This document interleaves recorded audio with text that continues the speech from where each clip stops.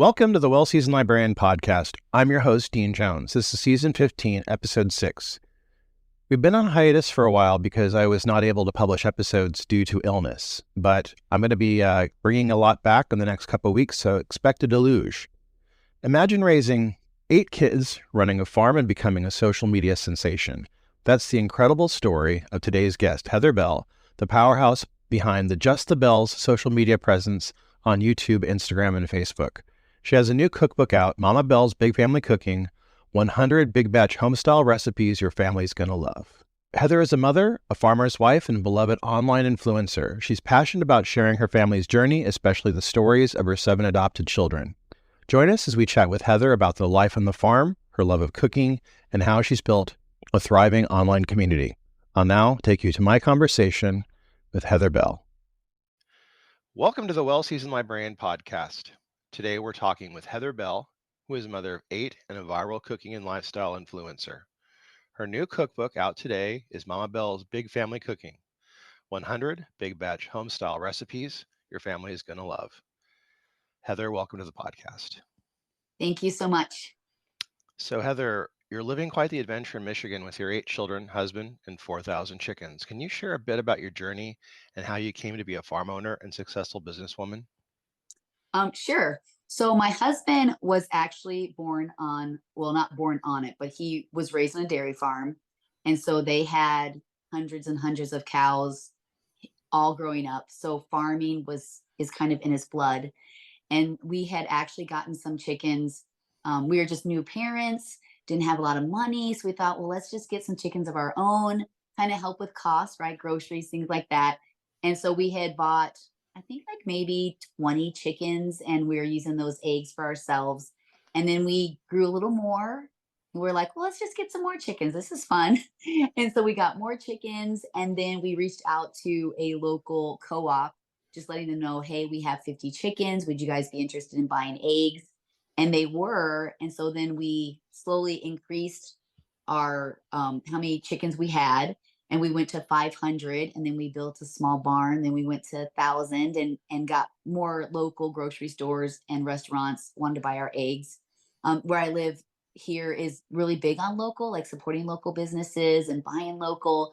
And then now we've been in business for 10 years with the chickens. So we now have 4,000 chickens, and we have a huge barn, but we also raise Clydesdale horses, and my husband, we have a masonry company. So we have lots of things going on with the Bell family. Wow, that sounds like a lot. It is. Now you write you're food influencer among other things. Did you growing up around family members who cook? Did you have like a grandmother or a mother who cooked who influenced your cooking?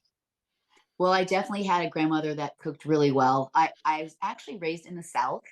We didn't move north until I was 21. So I have a lot of those southern, those southern dishes I like to make. But then there's also Youper, because that's what we're called above the bridge, Youper dishes up here. But my grandmother was a very good cook. But honestly, my dad was an amazing cook. And growing up, we made a lot of breakfast for dinner. He made biscuits and gravy. I mean, just everything my dad did was amazing. And my mom was more of the baker. So she made the cookies, the breads, cakes, things like that. So my dad was more of like the dinner maker. And then my mom was the sweet. Coming home from school, I knew that there'd always be a plate of chocolate chip cookies waiting for me.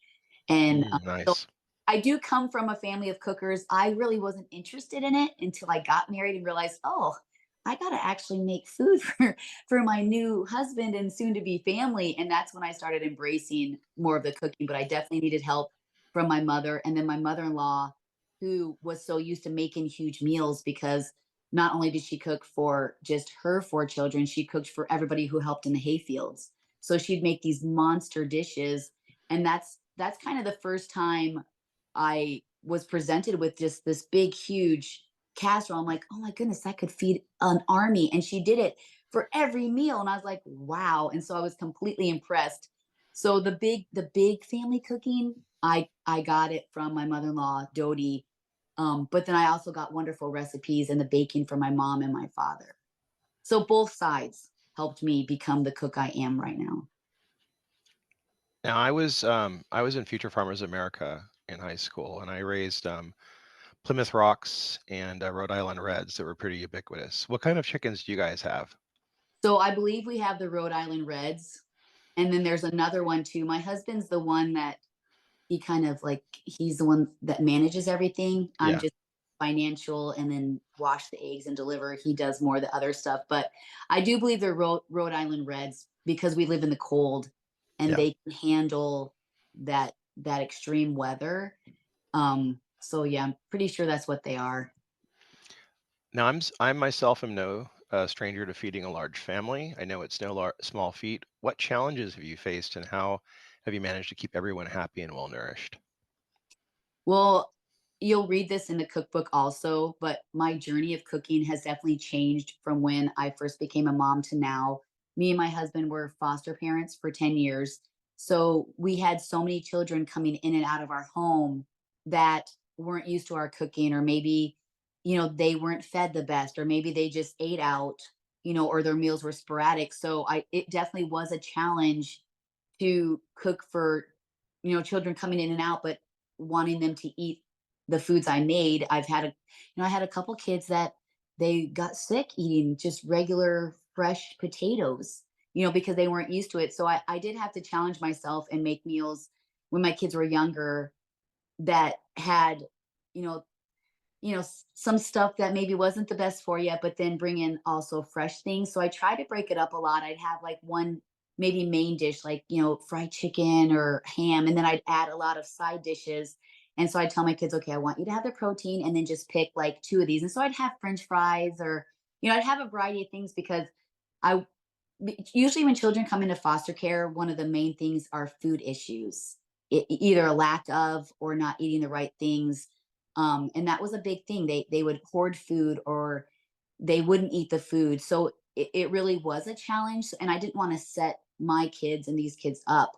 So I would make sure that I had foods that were kid friendly and that they really liked. But then I would also have other foods that they could try. Maybe it's just a bite of green beans, just something for them to try.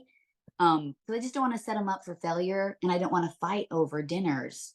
And so that's kind of how I did things when my kids were little. And I feel like now that they're older, they're more accepting of a lot of foods just because I didn't force food on them, but I had to give them that option, at least try it.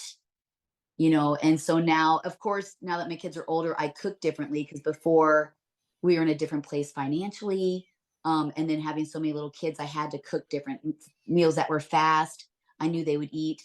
And now I can try different things on them now because they're older. They're more accepting of those new things they've never heard before. But it definitely has been a journey because each child that came into my home, they were just so different. Some would not eat anything green. Some would only eat, hot dogs and mac and cheese. And so I had to make sure I included all that because I really wanted them to eat, if that makes any sense. Absolutely. No, I totally understand. Balancing family life, running a business or multiple businesses, and becoming a food influencer seems like a lot to take on. What motivated you to pursue this path? Oh, it actually is a lot. Sometimes I'm very tired and I just like, okay, I'm not doing anything today. But I think too is my husband, I've actually talked about my husband about it too. And a lot of the things that we're doing now, we did before TikTok or did before we were on social media. So we're basically just sharing what we've already done, you know, Right, and I'm sharing all these big meals, but I have to cook for my family anyway. right. And so it's just kind of a part of our day. And we are a very busy family, and our 8 kids are very busy. So for us, it doesn't seem not normal to be having a lot of irons in the fire, and then also now adding social media and sharing our meals. And my kids, if when they look through my cookbook, they'll see I have several recipes that Josh made and Isabella made and Gideon made. So they're not just recipes that I make, it's also recipes that my kids have also come up with also. So I feel like it does get tiring, but it's nothing that we weren't doing before the camera was on. So it just seems natural that we're doing it. It's not like an extra job for us because we're already doing these things, whether the camera's off or on. I'm still making a big meal for my family. Now you're bringing up the book, and I wanted to mention that too because one of the things I noticed early on is it's a full family affair. It's not just you writing the recipes; you've got everybody involved. Now, when you started getting some galleys back of the book or some early copies, how did the family feel about seeing all their names and their faces in the cookbook? They were super excited. We actually had a photo shoot um early. It's been several months. We had a photo shoot. My kids were like, "Have you gotten the photos back? We want to see I mean, they were so excited about it. And I don't think that they realized that the cookbook was actually for real until the publisher and the photographer came and took pictures. Then they're like, "Oh, like it's really happening, mom." And I'm like, "Yeah." And so when the cookbook came, I mean, of course I cried. I was like, "Oh my goodness, I can't believe I'm looking at my cookbook. This is so cool." And then my kids were like, "What's that, mom?" And because they haven't got to see anything. Like I've seen some pictures and what the cover would look like because I helped work with it, work with the publishing and then my literacy agent. We all worked together to put it together. But my kids hadn't seen it. So as they're coming in the door and they're like, "Oh my goodness, is that the cookbook?" And of course they're right away going to go to their chapter to see Yeah, what their picture looks like and what the yeah. recipes in it because they knew I was making it, but they had no idea what it looked like or what the pictures would look like or what recipes were in it. So they were all super excited. I have a picture of like three of my boys looking together, finding their chapter and looking at their pictures and reading the recipes. And so they're really, really excited because they just didn't think it was for, they're like, "Really? Like, you're really going to do a cookbook?" But then when they, like I said, they seen we had the photo shoot, then the book showed up and they love it. So whenever they come over to eat, if the cookbook's here, they'll go through it and they'll say, "Hey, I remember when you made that. Can you make that again?" But they're really, really excited. My husband is super excited. He's got lots of ideas for me on how to, you got to do this, you got to do this so people know.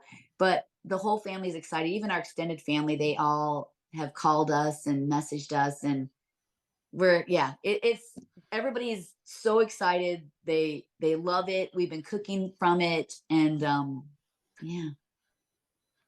Now, since joining TikTok and Instagram, what kind of feedback have you received from your growing community of fans? We actually have a really great community. Of course, you're going to have some people that no matter what you do, they're not going to like your cooking or like your page or whatever. But we do have a really good community. And when we first started on TikTok, we actually didn't cook or anything. It was just basically sharing our family, who we were. We do like some fun dances and then like the dance trends. And then people were like, "Well, who are all those kids?" And so we started to share like our family dynamics and how we became such a big family and that we were foster parents. And then people were like, "Well, how do you go grocery shopping? How do you make meals? How do you do this?" And to me, I'm thinking, well, like everybody else, I get my cart and I buy my groceries. And Yeah, you know, people were so, they were like, "Well, how do you guys do this? How do you do Christmas?" Well, like you guys, we open yeah, it. And I didn't think it was anything abnormal, but to people seeing this 10, they were just so like, "Oh my goodness, tell me more, tell me more." And so then they're like, "Well, what do you make for your family? What do the meals look like?" And I'm like, "Oh, okay, well, I can start sharing recipes." So then I started sharing, just our dinners, our lunches. And I think my very first meal I shared on TikTok was my green bean casserole. It's in the cookbook. And that recipe I made because my kids were younger and we really like that week was a struggle and we had nothing. And I'm like, "Okay, I got to make dinner for my family and we really don't have anything and I can't go to the grocery store." And so I just grabbed burger and beans and some spices and some rice. I put it in and this is the first time I actually used my cast iron pan too. I've oh, had it nice. but never embraced it. And I'm like, Mhm. "Okay, let's just do it." My dad was a cast iron cook. Like he made everything in it, the perfect eggs, which I've still never figured out how to make the perfect eggs with cast iron. But so I just put all this in my huge 16-inch cast iron pan, and the kids were like, "Wow, this is really good." And so that is the first recipe, and the first time I ever shared that on TikTok was that green bean casserole, and people just loved it. And all I did was like pull the casserole pan out of the drawer, and they're like, they were so just amazed by this beautiful cast iron pan. And so then I just continued. I just started making our big meals and sharing with them our desserts. And then my kids started, they're like, "Hey, can I make something?" I'm like, "Yeah, absolutely." And so then now my kids are cooking, and that's just kind of how the the meal plan, the cooking, the big family cooking kind of started as people were just like, "How do you do this? How do you do this?" And it didn't even make any sense to me because I'm like, what do you mean? How do I cook? Like all the other moms in the kitchens, but it was the amount, right? The excessiveness, the excessive cooking that we have to do because there's 10 of us plus friends. And they were just like, holy cow. And whenever I do cook in my cast iron pan, I just know how much you need for the pan. And so it always goes right to the top. And people are like, I'm waiting for it to go over. I'm like, it's never going to go over. I've figured it out. It'll never go over the top. I mean, it might come to the top and go up a little bit, but it'll never go over. And so people watch when I make my cast iron meals. They're just watching and looking to see if it's gonna go over. I But no, totally understand. and yeah, the cooking kind of came after that. Really, I didn't go on there to share my cooking. It just kind of evolved through the followers and people seeing our videos wanting to know more and more and more and more. And now a cookbook. When I used to go to the store, I would have 2 carts and it would be heaped with food. Do you go through that as well? Well, I never go to the grocery store unless I have kids with me Yeah, yeah, because that's the case. yeah, And you have to park one cart or try to steer 2 carts. But we also, as my kids have gotten older, we've tried to be more self-efficient. yeah, So of course we have our own eggs. We have huge gardens. I do a lot of canning and preserving. yeah, I bought jam in like 20 years because there's just so much up where I live. Fresh, you can get wild blueberries and raspberries and blackberries. So I have been trying to be more self-efficient where I make my own bread. We raise our own meat. So then I still have lots in my cart, but it's different things that, I can't make ranch dressing. I'm sure I could figure it out, but yeah, things you just don't know. You can't make ketchup. It'd take forever. yeah. But That's a little bit labor intensive. right, right, right. But we do have lots in our carts, and I do take kids with me because I can't push 2 carts. I don't want to put it all in the car myself or unload it myself. So I make sure It's I a go around pain. and help. So it's a family affair when I go grocery shopping. Do they help with the cooking too? Like, I mean, of course they're in the cookbook, so they must, but like with the canning and like the chores, do they like when they came into the family, did they get used to kind of like being part of the whole process? They did. We did everything together. We have an apple orchard, so we'd pick apples and make applesauce and apple juice together. Everybody would have their own job. Like one would be, grinding the apples, one would be cutting them, one would be making the juice. So it really, I mean, with a big family, you have to work together. And my kids love to bake, so we would do a lot of baking and they would do like the fairs and stuff, because you can win money and ribbons when you compete in that. But my kids, they grew up in the kitchen, and our kitchen actually was so much smaller than it is now. And then during the pandemic, we decided to remodel our kitchen because my kids they were just getting so tall and we couldn't fit in the kitchen. And so that was our thing. We remodeled a whole kitchen, all 10 of us. We couldn't go anywhere anyway. And so we worked Yeah. together to double the kitchen. And this is where we spend our time, whether they're cooking or not. My kids are at my counter. I have a 12-foot counter. It's 12 foot by 3 foot. My husband's like, what's the one thing you want in your kitchen? I said, I want a huge counter and I want my stove in the middle of it. So when my kids come in, they can watch me cook instead of my back to them. I can actually talk with them. So my kids come in and they immediately look in the kitchen because they know I'm in here, either cooking or just hanging out. It's just, this is the heart of our home.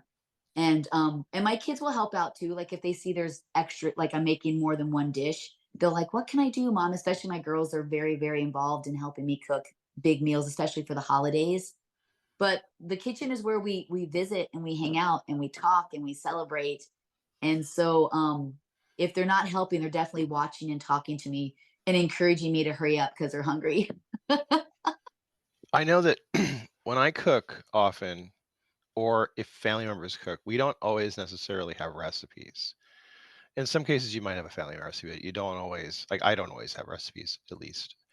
So, what was the process like for you translating that to Mama Bell's family, big family cooking? When you were translating all that, was that a process? Did you have to kind of sit down and think about it? And what was that like? It definitely was a lot of work for sure. And there are some things where if we're in a hurry, I just put something together, right? Dinner's coming up in an hour. I got to hurry up and just get something together. And so then I wouldn't have a recipe for that. But then the kids are like, holy cow, that's amazing. Oh, great. It's amazing. I didn't write anything down. So then I have to, and I didn't video it, right? Because we didn't get on TikTok till maybe 4 years ago. So when I made things from the past, I wasn't really thinking, oh, one day I'm going to have a cookbook. And so I have a lot of things that I have to think back, okay, I made that. And then I'd have to remake some of it because I need to know the portions. And a lot of time when I cook, I don't think. I just grab certain things out and put it together. But when the opportunity to do a cookbook was out, I'm like, oh, great. Like, I don't know how much I put in my chicken pot pie. I don't really know what I do there. So it did take a lot of planning. I had to remake some of it because you don't want to have a dish that's got so much salt in it, and people like, when they try to make it, this doesn't seem right.